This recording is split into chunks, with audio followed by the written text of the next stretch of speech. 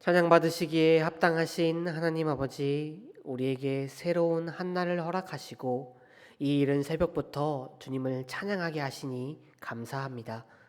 이 자리에 모인 한 사람 한 사람과 함께하여 주셔서 이 시간 우리가 주님의 말씀으로 또 하루를 살아갈 새로운 힘과 지혜를 공급받아 오늘 하루도 주님의 백성답게 살기를 원합니다. 주님, 우리는 주님 앞에 아무것도 내세울 수 없는 존재임을 고백합니다. 그러나 주님, 우리들 주님의 백성답게, 주님의 제자답게 살기를 원합니다. 주님께 값없이 받은 그 사랑을 이 땅에 전하며 이 땅에서 빛과 소금이 되기를 원합니다. 우리를 말씀으로 인도하여 주시고 또 가르쳐 주셔서 각자의 자리에서 주님이 맡기신 그 사명을 잘 감당하게 하여 주시옵소서. 우리의 간구를 들으시고 응답하시기를 기뻐하시는 하나님, 이 시간 우리의 기도의 제목들 주님 앞에 내려놓습니다. 아픈 자들이 있다면 그 아픈 곳을 주님께서 그 치유의 손으로 만져 주시옵고, 걱정과 근심이 있는 자가 있다면 주님의 능력의 손으로 그 모든 문제를 해결하여 주시옵소서. 그리하여 우리 가운데 주님을 향한 찬양과 노래가 흘러 넘치게 하여 주시옵소서. 오늘 하루도 주님과 동행하기를 원하오며 사랑이 많으신 우리 주 예수 그리스도의 이름으로 기도드렸습니다. 아멘. 이 시간 함께 찬송가 138장 함께 찬양하도록 하겠습니다.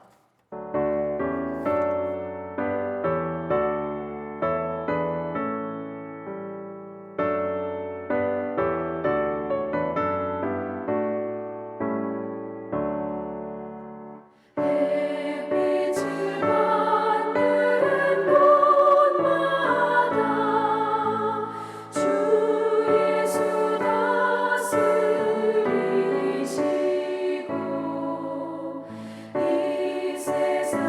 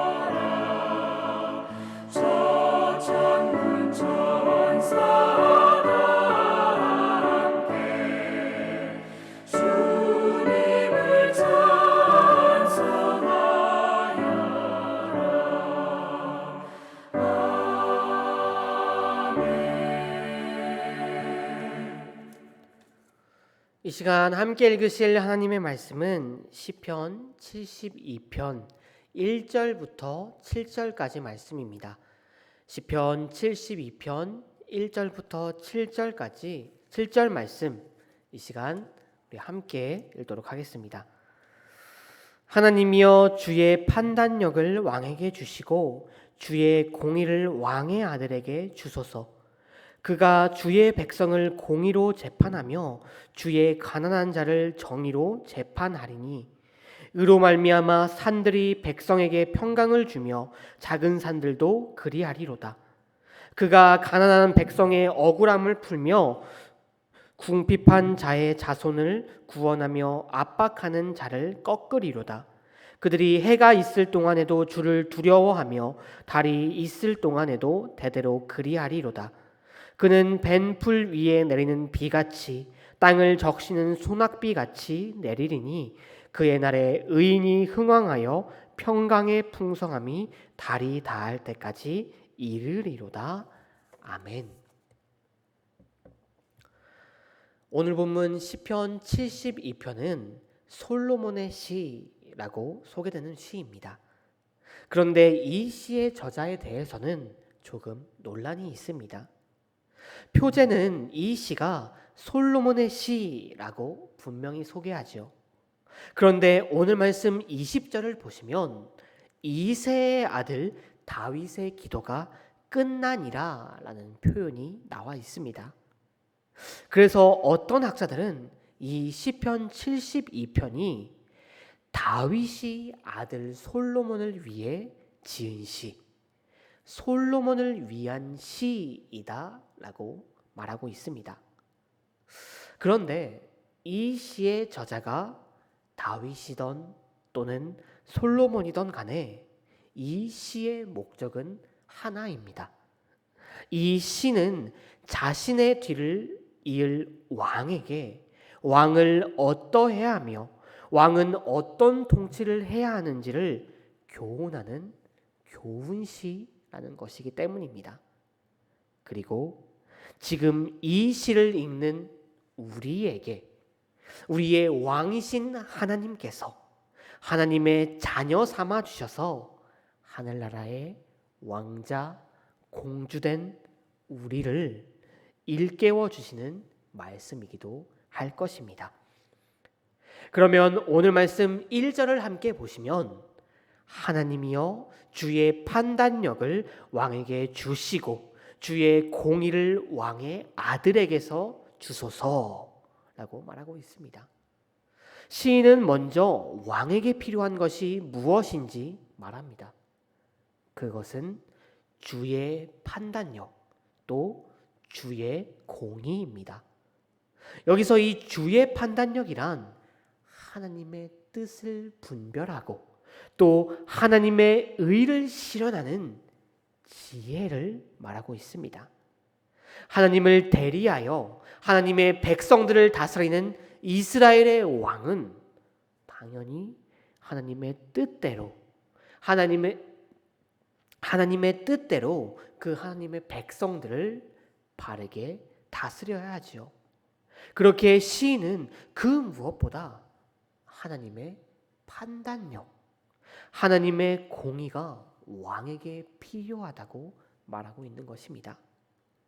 그렇다면 이스라엘의 왕들이 주의 판단력과 주의 공의를 토대로 통치한다는 것은 어떤 통치를 말하고 있는 것일까요? 오늘 말씀 2절입니다. 그가 주의 백성을 공의로 재판하며 주의 가난한 자를 정의로 재판하리라. 또 4절도 보시면 그가 가난한 백성의 억울함을 풀어주며 궁핍한 자의 자손을 구원하며 압박하는 자를 꺾으리로다. 여기서 이 가난한 자에 해당되는 히브리어는 아니라는 단어입니다. 이 아니 본래는 억압되다, 고통받다, 괴롭히다 라는 뜻을 가진 단어입니다. 참으로 이 아니, 시인이 말하는 가난한 자는 사회에서 억압받고 사회에서 차별받는 이들을 가리키는 것이지요. 이스라엘의 왕은 그런 이들을 편견과 차별 없이 대우해야 합니다. 이런 사회의 주변인들은 다른 이들의 착취의 대상이 참으로 쉽죠. 그러한 사람들에게 왕은 좋은 변호인들이 되어야 합니다. 그들을 보호해야 합니다. 이것은 곧 이스라엘에서 왕은 공의로우신 하나님을 대리하는 대리자로서 사회의 약자들의 권리를 위한 최후이자 최고의 보루가 되어야 한다는 것이지요. 하나님의 백성들 그 누구도 차별받고 버림받고 고통받지 않아야 함을 하나님께서는 함을 이 시인은 말하고 있는 것입니다. 그렇게 하나님의 판단력과 주의 공의를 토대로 통치하는 왕은 땅을 적시는 비와 같습니다. 오늘 말씀 6절입니다. 그는 벤풀 위에 내리는 비같이 땅을 적시는 소낙비같이 내리니 그의 날에는 의인이 흥왕하여 평강의 풍성함이 이 달이 닿을 때까지 이르리로다. 주님이 주시는 지혜대로 통치하는 왕은 벤풀의 위에 내리는 비와 같고 땅을 적시는 소낙비 같다고 합니다. 건기와 우기가 뚜렷한 이 팔레스타인 지방에서 사람들은 우기가 찾아올 때쯤이 되면 들판에 있는 풀들을 다 제거한다고 합니다.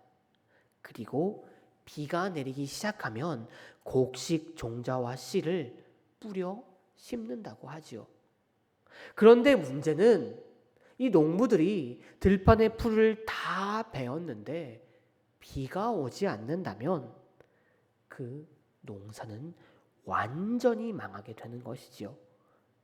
그래서 이스라엘 백성들은 풀을 벤 때에 맞추어서 비가 내리는 것을 하나님의 은총이다라고 여겼다고 합니다.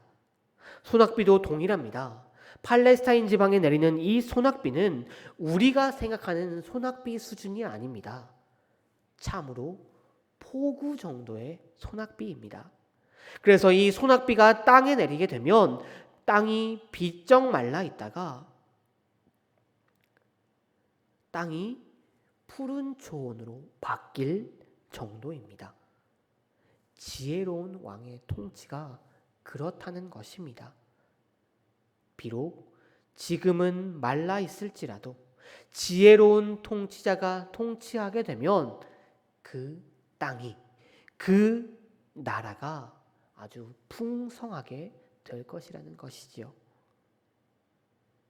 그리고 더 중요한 것은 주님께서 그런 지혜로운 통치자의 통치를 보시고 놀라운 복을 부어주실 것이라는 것입니다. 오늘 말씀 3절입니다. 의로 말미암아 산들이 백성에게 평강을 주며 작은 산도 그리 하리라. 고대 시대의 이 산이란 존재는 막연한 두려움의 대상이었습니다. 그도 그럴 것이 그 옛날 산에는 수많은 맹수들도 살고 또 길도 없는 미지의 장소였기 때문입니다. 그런 존재인 산이 평강을 준다는 것은 모든 곳이 평강하다는 것이지요. 다시 말해 나라의 모든 곳이 그 모든 나라의 영토가 사람이 평강하다는 것입니다. 왕의 하나님의 판단력과 하나님의 공의대로 통치하는 결과는 평강입니다. 하나님께서 평강을 왕에게, 그 나라에게 부어 주실 것입니다. 그리고 그 평안과 더불어 번영과 축복의 역사가 나타날 것입니다. 오늘 말씀 7절입니다. 그의 날에 의인이 흥왕하여 평강의 풍성함이 달이 닿을 때까지 이르리로다. 평안함과 더불어 그 왕에게, 그 나라에게 번영과 축복의 역사가 나타날 것입니다. 그리하여 왕은, 나라는 부와 명예를 누리게 될 것이지요. 자, 그렇다면 이 시를 통해 하나님께서 오늘 우리에게 주시는 교훈은 무엇이겠습니까? 바로 하나님의 자녀인 우리도 하나님께 가장 우선적으로 지혜를 구해야 한다는 것입니다. 하나님의 뜻을 분별하여 하나님의 의를 실현하는 그 지혜를 우리도 구해야 한다는 것이지요. 왜냐하면 주님께서 우리에게 말씀하셨듯이 우리는 이 땅의 빛과 소금이 되어야 하기 때문입니다. 우리는 이 땅에서, 너무나 마른 이 땅에서 이 땅을 적시는 소낙비처럼 비가 되어서 이 땅을 다시 회복시키고 이 땅을 다시 주님의 사랑으로 가득 채워야 하기 때문입니다. 그리하여 이 땅의 어두운 곳을 밝히고 이 땅의 부패한 곳을 깨끗하게 변화시켜야 합니다.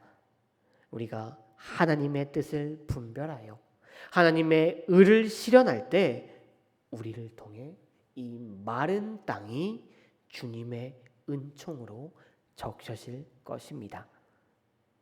또한 우리가 주님께 지혜를 구해야 하는 것은 진정한 평안은 오직 하나님께로부터 나오기 때문입니다. 사람들은 누구나 마음에 걱정이 없는 평안을 추구합니다. 그래서 그 평안을 얻기 위해 온갖 방법들을 다 사용하지요. 어떤 사람들은 돈으로 평안을 얻으려고 하고 어떤 사람은 권력을 통해 평안을 얻으려고 합니다. 그러나 세상적인 방법으로부터 오는 평안은 잠시뿐입니다. 금방 사라지고 말지요. 진정한 평안은 오직 하나님께로부터 나옵니다. 우리가 하나님의 뜻을 분별하고 그 뜻대로 살기만 하면 주님께서 우리에게 평안함을 부어 주십니다.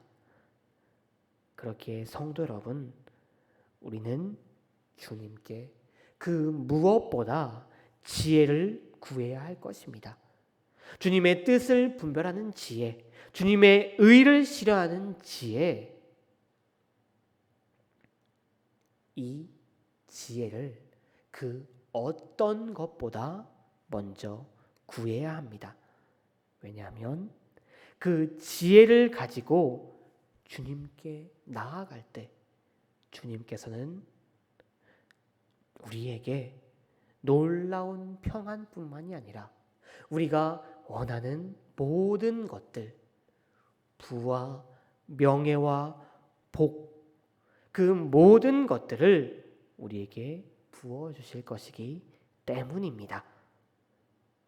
저와 여러분 모두가 주님께 이 지혜를 가장 먼저 구하게 되기를 바랍니다.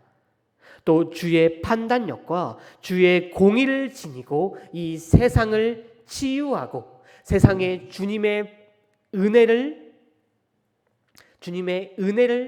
전함으로써 이 세상을 다시금 회복시킬 때 주님께서 주시는 놀라운 복과 주님께서 주시는 평안함을 경험하게 될 것입니다.